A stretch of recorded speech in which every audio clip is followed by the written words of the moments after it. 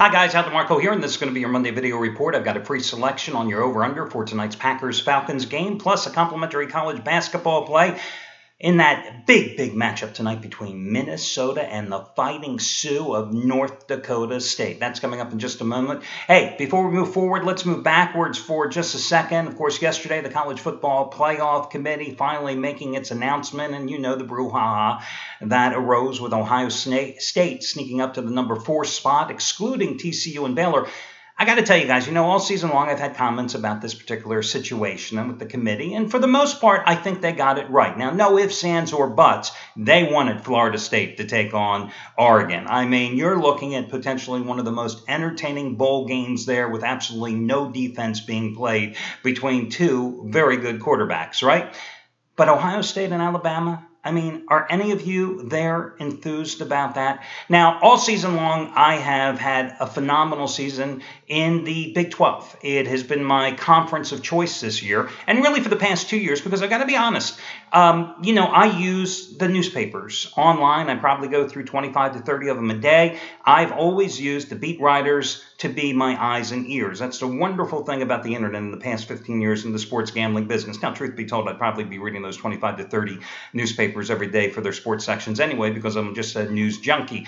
But Dallas Morning News, I think, has the best sports section in the country. I think they do the best job and the most in-depth previewing and analysis for all the college teams that are in the state of Texas and even those bordering in Oklahoma as well. So the Big 12 has been my baby. I just cashed in with another winner in the Big 12 on Saturday with Baylor over Kansas State. And, of course, Baylor and TCU rightfully a little ticked off that they didn't get invited to the Final Four big dance, shall we say. And especially TCU, because for weeks there, the Horned Frogs seemingly just toyed with by the playoff committee.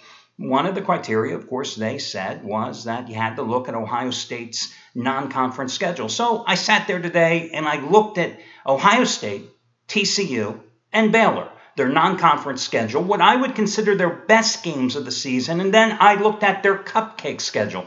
So, all in all, I can understand why Ohio State got the nod instead of TCU. And Baylor, I don't think, had any consideration at all. Listen, Baylor's non-conference schedule, and understand, these schedules are put together sometimes many years in advance. And, when you're playing SMU, Northwestern State, and Buffalo, that ain't real impressive. Now, TCU was a step up, only for the fact that they played Samford, SMU, and Minnesota. Now, that Minnesota game at home, that was a big win. But then you look at Ohio State. They played Navy. Not that the midshipmen are a great team, but they're a better than average team. They played Kent. They played Virginia Tech and lost. Inexcusable. And they played Cincinnati, and they took care of business against the Bearcats. So I got to give Ohio State a slight nod in terms of the non-conference schedule. And then I look in conference, though. In conference, the good for Ohio State, you beat the hell out of Michigan State and East Lansing. You won at Minnesota. And you destroyed Wisconsin, who, I'm sorry, guys, I just didn't think the Badgers were that good to begin with in the Big Ten championship game. Now you look at the good for TCU in conference. Oklahoma. You lost at Baylor, and that really was the nail that ultimately put your coffin closed and into the ground. You won at West Virginia, and you beat the heck out of Kansas State at home. Baylor, the good for you? Yes, you did rally for 21 points down in that fourth quarter to beat TCU. You lost it for West Virginia the following week, and that's the nail that sealed your coffin. You won at Oklahoma, and you struggled but did pick up the win in a non-convincing fashion against Kansas State. The good for Ohio State, I told you about already. But how about the cupcakes that Ohio State played? Maryland, Rutgers, Illinois, Indiana, Michigan, Penn State, an average 6-16. I mean, this wasn't exactly murderer's row in the Big Ten this season. And that's where I think sometimes that, maybe the Big 12, you have to give them a slight edge. But then again, listen, TCU played cupcakes, but could you have forecasted that Oklahoma State, because of the quarterback injuries, would fall apart this season? Texas Tech would have no defense. Kansas, Texas, a 6-6 team. Iowa State, Baylor's cupcakes in conference. Iowa State, Texas, Kansas, Oklahoma State, and Texas Tech. So again, if you go on that strength of non-conference schedule opponents, you have to give the slight edge to Ohio State. Plus, you've got the name coach in Urban Meyer. But I'm telling you guys, Does anybody really think Ohio State, with, of course, their third starting quarterback, who looked very good against Wisconsin, right? So we're putting all our eggs in this one basket that this quarterback that came out of nowhere is going to be the man to lead them against the Crimson Tide.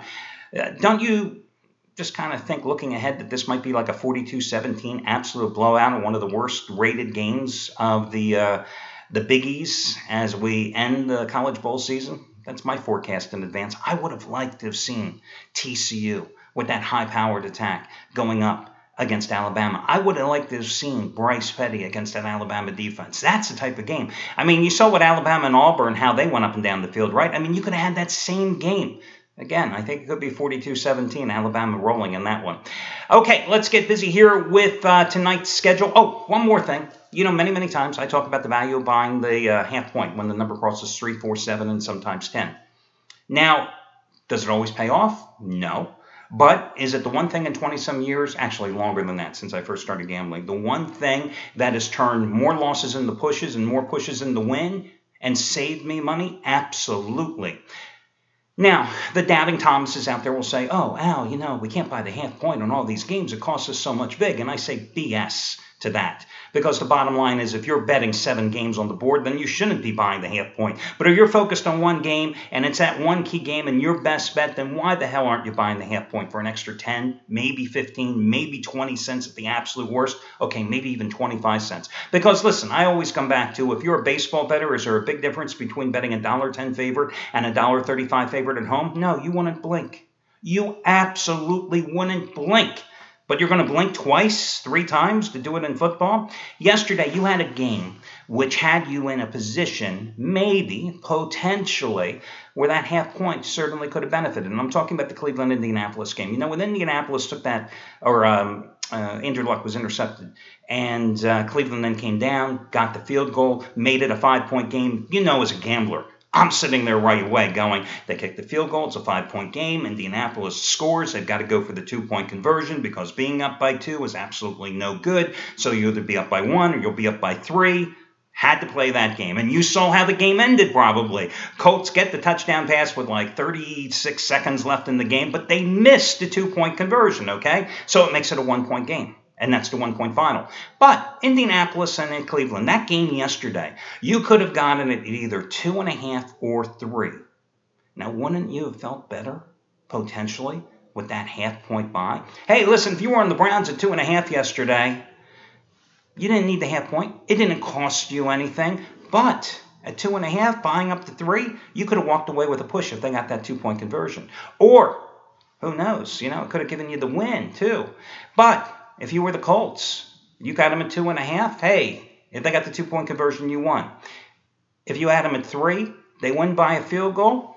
That half point would have made you a winner. If you got them at 3.5 locally in Indianapolis, and I'm sure it was 3.5 at some places for local books, Jesus, you would have walked away with a push if they made that 2-point conversion. Now, if, a lot of ifs in what I just said. But you see the scenario and you see how it plays out. And again, it's just sound financial strategy. But hey, look, I know I'm preaching to the choir because those of you that will do it, hell, some of the handicappers at this site, Trace Adams refuses to do that half-point thing. Just absolutely refuses. Just one of these guys, couldn't change his mind if I offered him $1 million.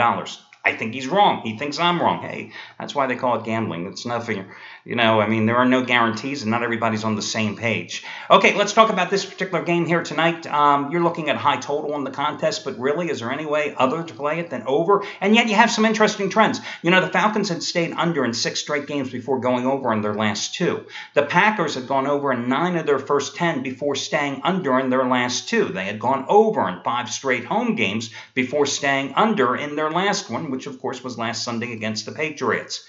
But you have 2 teams that can put points on the board. And again, does anybody anticipate this being a 17-14 game? I don't think so. So if you're going to play the total, you got to go with the over in that particular spot. Now, for your other free selection, guys, I like the Minnesota Golden Gophers.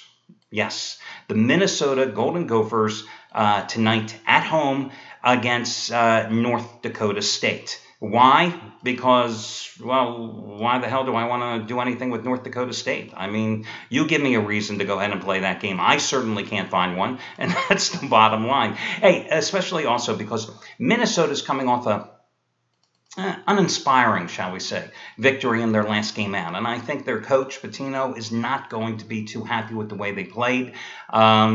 This is a North Dakota State team that is coming off a 63-62 win at Drake.